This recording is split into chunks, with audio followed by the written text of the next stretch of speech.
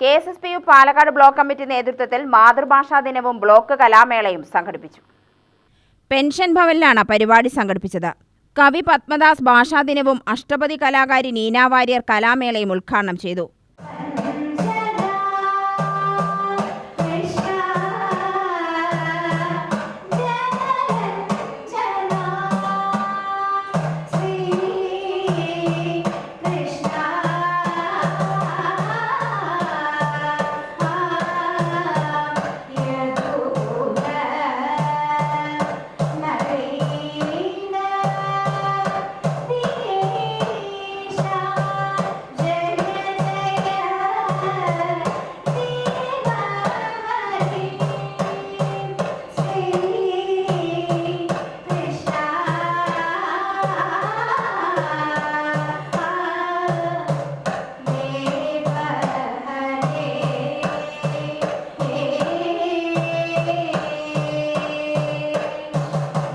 President H. Simon അധ്യക്ഷനായി.